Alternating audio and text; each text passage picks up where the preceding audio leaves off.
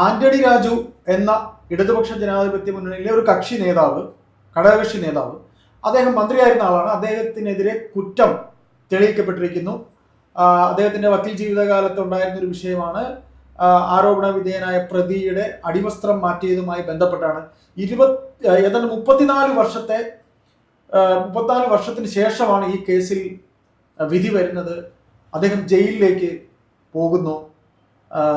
അപ്പോൾ ഇതിൽ Pearson sir, Shri Chakravani sir, രണ്ടുപേരോടും ചോദിക്കാനുള്ളത്, ആദ്യം പിയേഴ്സൺ സാറിനോടാണ് ചോദിക്കാനുള്ളത്.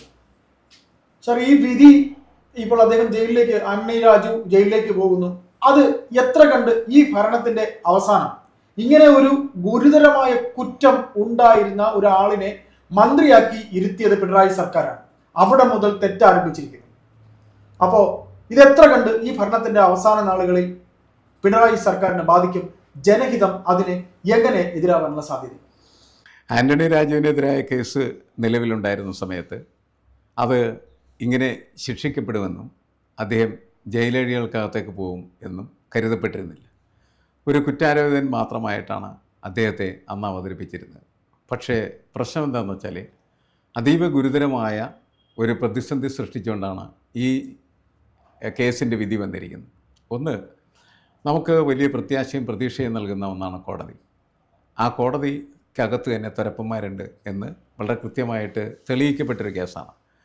കാരണം ജോസ് എന്ന് പറയുന്നതിൽ ഒന്നാം പ്രതി എന്ന് പറയുന്നത് തൊണ്ടി മുതൽ മൊത്തമായി മോഷ്ടിച്ചെടുത്തുകൊണ്ട് പോവുകയും അത് വെട്ടിച്ചുരുക്കി ഇയാൾക്ക് പാകമാകാത്ത ഒരു ജട്ടിയാക്കി മാറ്റുകയും ചെയ്തു എന്നുള്ളതാണ് പ്രശ്നം.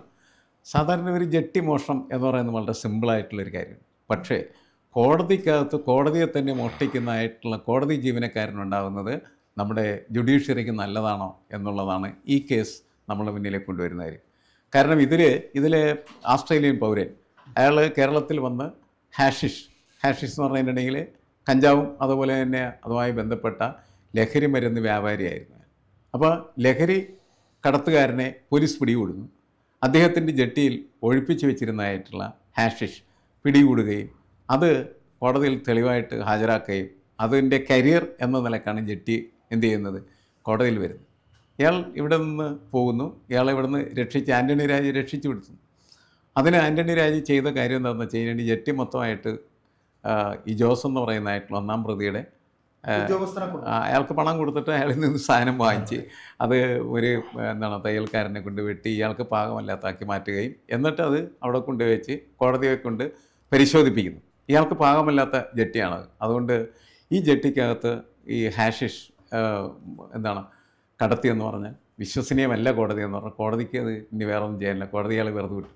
ഇയാൾ എന്നിട്ട് ആസ്ട്രേലിയയിൽ ചെല്ലുന്നു. ആസ്ട്രേലിയയിൽ അയാൾ കൊലപാതക കുറ്റത്തിന് ജയിലിലടക്കപ്പെടുന്നു. അപ്പോൾ ജയിലിൽ ഉള്ള അദ്ദേഹത്തിൻ്റെ കൂട്ടുകാരനോട് ഇയാൾ സംസാരിക്കുന്ന സമയത്ത് പറയുന്നുണ്ട്, ഞാൻ ഇതിനേക്കാൾ വലിയ കേസിൽ നിന്നൊക്കെ വളരെ എളുപ്പത്തിൽ ഊരിപ്പോകുന്ന ഒരാളാണ്. എന്നിട്ട് ഇതിൻ്റെ കഥ പറയുകയാണ് ചെയ്യുന്നത്. ഇങ്ങനെയൊക്കെ സംഭവിച്ചു. സംഭവത്തിൻ്റെ അടിസ്ഥാനത്തിൽ എന്നെ കോടതി വെറുതെ വിട്ടു. അങ്ങനെ ഇവിടെ വന്നു ഈ കേസിൽ നിന്നും ഞാൻ പോവും, നീ കണ്ടോ എന്ന് പറയണേ. ആ സഹതടവുകാരൻ ഇതങ്ങനെ തന്നെ എന്ത് ചെയ്യുന്നു, അവിടുത്തെ കോടതിയിൽ അവതരിപ്പിക്കുകയും ആ കോടതി ഇൻ്റർപോളിനെ ഇത് കൈമാറുകയും ഇൻ്റർപോൾ കേരളവുമായിട്ട് ബന്ധപ്പെട്ട് കേരളത്തിലെ കോടതികളായിട്ട് ഇന്ത്യൻ സുപ്രീം കോടതിയുമായിട്ടൊക്കെ ബന്ധപ്പെട്ട് ഈ പ്രശ്നത്തെ അതിൻ്റെ ഗൗരവത്തിൽ കാണാൻ തയ്യാറാകുന്നു. അങ്ങനെ സുപ്രീം കോടതിയാണ് ആന്റണി രാജുവിനെ വിചാരണ ചെയ്യണം എന്നാവശ്യപ്പെടുകയും വിചാരണ ചെയ്യപ്പെടുകയും അയാൾ കുറ്റവാളിയാണെന്ന് കാണുകയും അയാളെ ജയിലിലേക്ക് പറഞ്ഞുവിടുകയും ചെയ്തു.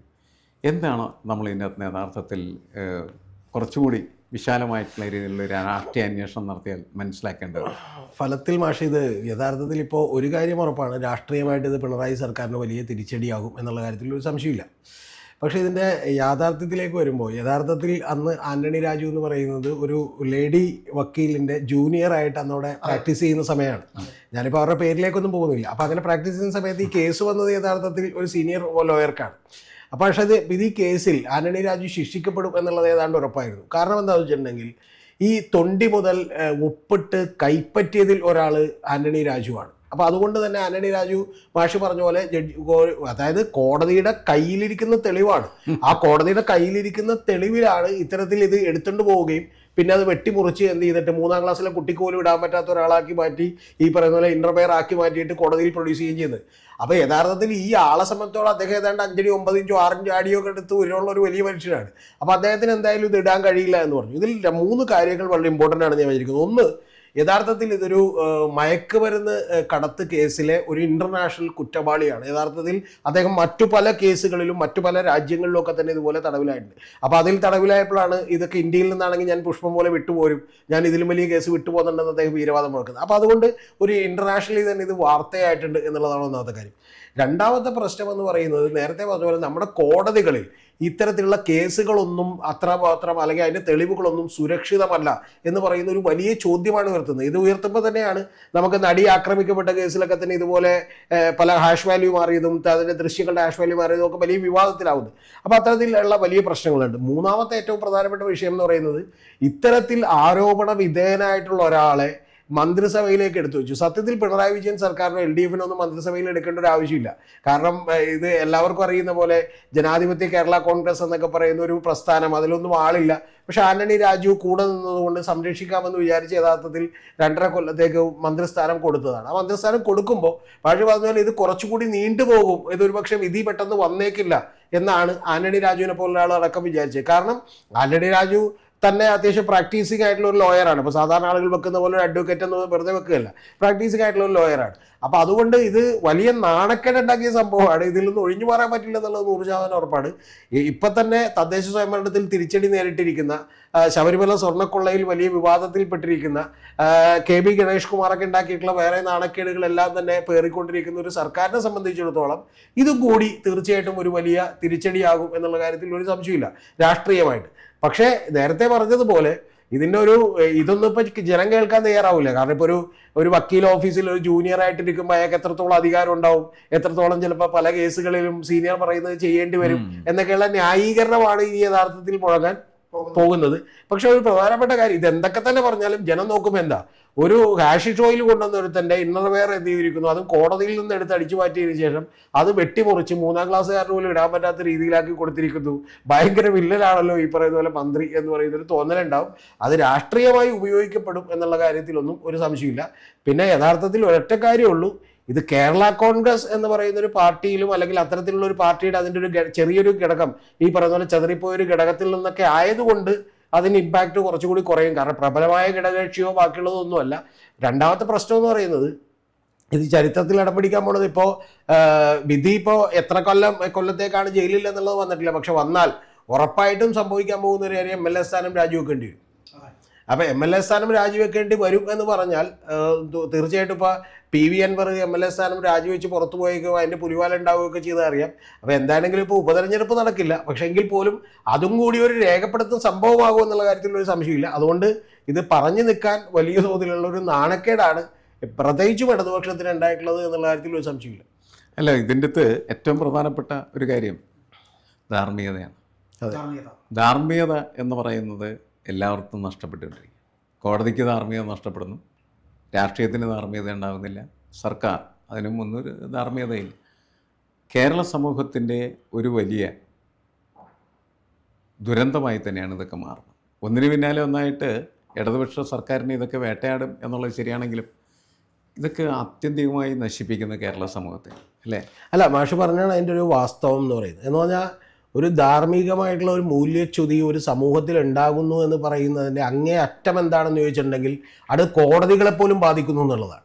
അപ്പോൾ കോടതിയിൽ ഈ കേസ് തന്നെ യഥാർത്ഥത്തിൽ ഭാഷ അറിയേണ്ടത് ഇങ്ങനെ വന്ന് ഇത് മാറ്റിയതാണെന്ന് പറയുന്ന ആരോപണമൊക്കെ ഈ കേസിൽ, അതായത് ഈ പ്രതിയെ കുറ്റവാളിയല്ല എന്ന് വിധിക്കുന്ന സമയത്തും അതിന് ശേഷവും ഒക്കെ തന്നെ ഉയർന്നിട്ടുള്ള ചില ആരോപണങ്ങളുണ്ട്. പക്ഷെ ആ ആരോപണങ്ങളെക്കുറിച്ചൊക്കെ തന്നെ വളരെ കൃത്യമായ ഒരു അന്വേഷണം നടത്താൻ കോടതികൾ പോലും തയ്യാറായിട്ടില്ല എന്നുള്ളത് വാസ്തവമാണ്. അപ്പോൾ അതുകൊണ്ട് മാഷ് പറഞ്ഞ പോലെ ഇതിപ്പോൾ രാഷ്ട്രീയമായി CPM-ന് തിരിച്ചടിയായിരിക്കും. അത് കാരണം ആളുകൾ ഇതിൻ്റെ വളരെ വിശദാംശങ്ങൾ ഇപ്പോൾ എടുത്ത് പഠിക്കുകയൊന്നുമില്ല. പക്ഷെ പ്രധാനപ്പെട്ട ഒരു കാര്യം, അല്ലെങ്കിൽ ഇത്തരത്തിലുള്ള ഒരു മന്ത്രിക്ക് സംഭവിച്ചു എന്നുള്ളത് പഠിക്കും. പക്ഷേ ഞാൻ ആലോചിക്കുന്ന ഒരു കാര്യം മാഷ് പറഞ്ഞു തന്നെയാണ്. കാരണം ഇങ്ങനെ ഒരു ആയിരക്കണക്കിന് അല്ലെങ്കിൽ 100 കണക്കിന് കേസുകളിലെങ്കിലും സംഭവിക്കുന്നുണ്ടാകും എന്നുള്ളത് കൂടി നമ്മൾ കാണണം. കാരണം അങ്ങനെ സംഭവിക്കുമ്പോഴാണ് ഇതുപോലെ 1-2 എണ്ണം പിടിക്കപ്പെടുന്നത്. ഇപ്പൊ ഇത് തന്നെ പിടിക്കപ്പെടുന്നത് എങ്ങനെയാണ്? വർഷങ്ങൾക്ക് ശേഷം വേറൊരു രാജ്യത്ത് വെച്ച് പിടിയിലാകുമ്പോൾ അദ്ദേഹത്തിന് ഇന്ത്യയിൽ ഒരു കേസിൽ പെട്ടുവെന്നും അവിടെ നിന്ന് ചുളുവിന് ഞാൻ ഊരിപ്പോകുന്നെന്നും പണമിറക്കിയാൽ മതി എന്നും പറയുന്ന ഒരു വീരവാദം തൊട്ടടുത്ത സഹ തടവുകാരനോട് പറയാൻ തോന്നിയുകൊണ്ടാണ്. അല്ലെങ്കിൽ പറഞ്ഞില്ലെങ്കിൽ ഇപ്പോഴും ഇത് അന്വേഷണമായി പുറത്തേക്ക് വരില്ല. അപ്പൊ അതുകൊണ്ട് പക്ഷെ പറഞ്ഞാൽ എന്റെ കറക്റ്റ്. കാരണം ധാർമ്മികമായ ഒരു മൂല്യച്യുതി അങ്ങേയറ്റം വരെ നമ്മുടെ സമൂഹത്തിൽ പിടികൂടിയിരിക്കുന്നു എന്നുള്ളത് ഒരു വാസ്തവമായിട്ടുള്ള കാര്യമാണ്. ഏതായാലും ഇടതുപക്ഷ ജനാധിപത്യ മുന്നണി, പ്രത്യേകിച്ച് CPM എന്ന് പറഞ്ഞാൽ പിണറായി എന്ന് പറയുന്ന പോലെ, മുന്നണി വരെ പിണറായി എന്ന് പറയുന്നത് പോലെ, ഇദ്ദേഹത്തെ മന്ത്രിയാക്കാൻ പിണറായി തന്നെയാണ് തീരുമാനമെടുത്തത് എന്ന് മുന്നണിക്കകത്ത് തന്നെ ഇതിനോടകം തന്നെ സംസാരമുണ്ടായിരുന്നു. മന്ത്രിയായി തന്നെ അദ്ദേഹം ഒരു പരാജയമായിരുന്നു. അപ്പോൾ ഭരണം അവസാനിക്കാറാവുന്ന ഈ അവസരത്തിൽ അദ്ദേഹത്തിനെതിരെ ശിക്ഷ കൂടിയും, കുറ്റക്കാരനാണ്, ശിക്ഷ വിധിക്കുക കൂടി ചെയ്യുമ്പോൾ അത് ഏതൊക്കെ തരത്തിൽ ബാധിക്കുമെന്നുള്ളത് അധികമൊന്നും കാത്തിരിക്കാതെ തന്നെ നമുക്ക് ഈ വരുന്ന തിരഞ്ഞെടുപ്പിൽ അറിയാൻ കഴിയും.